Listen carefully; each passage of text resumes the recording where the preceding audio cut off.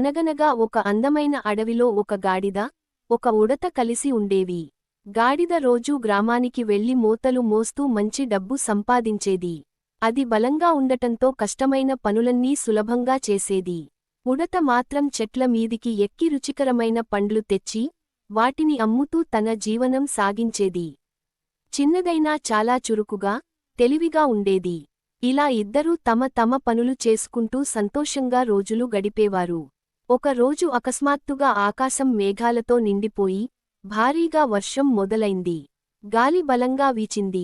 చెట్లు ఊగిపోతూ కొన్నిచోట్ల కూలిపోయాయి. గాడిద, ఉడత ఇద్దరూ ముందుగానే కొంత ఆహారం దాచుకుని ఉండటంతో మొదట్లో ఎలాంటి ఇబ్బంది పడలేదు. కాని వర్షం ఆగకుండా రోజులు గడుస్తూనే ఉంది. అడవిలో దారులు మొత్తం చెట్లతో మూసుకుపోయాయి. బయటకు వెళ్లడం చాలా ప్రమాదకరంగా మారింది. కొద్ది రోజులకు వాళ్ల దగ్గర ఉన్న ఆహారం పూర్తిగా అయిపోయింది. గాడిద తన పెద్ద శరీరం వల్ల చెట్ల మధ్యగా వెళ్లలేక, బయటకు వెళ్లలేక ఆకలితో బాధపడింది. ఇప్పుడు ఏమి చేయాలి అని గాడిద ఆందోళనగా అడిగింది. అప్పుడు చిన్నదైనా ధైర్యమైన ఉడత, నువ్వు ఇక్కడే ఉండు, నేను చూసుకుని వస్తాను అని చెప్పింది. అది జాగ్రత్తగా చెట్ల మధ్యలోంచి ఎక్కుతూ, దూకుతూ ముందుకు వెళ్ళింది. గాలి, వర్షం ఉన్నా భయపడకుండా తన తెలివితో కొంత పండ్లు, గింజలు సేకరించింది. కొంతసేపటి తరువాత ఉడత తిరిగి వచ్చి ఆ పండ్లను గాడిదతో పంచుకుంది. ఆకలితో ఉన్న గాడిద ఆహారం తిని ఊపిరి పీల్చుకుంది. అప్పుడు గాడిద ఆశ్చర్యంతో, కృతజ్ఞతతో ఇలా అంది. నువ్వు చిన్నదైనా ఎంత తెలివిగా, ధైర్యంగా ఉన్నావు. నువ్వు లేకపోతే నేను ఈ కష్టాన్ని ఎలా ఎదుర్కొనేదానో తెలియదు.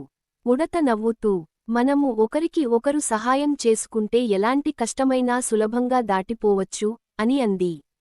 మరుసటి రోజు వర్షం ఆగిపోయింది. కింద పడి ఉన్న చెట్ల నుంచి ఉడత పండ్లు సేకరించి ఒక మూట కట్టింది.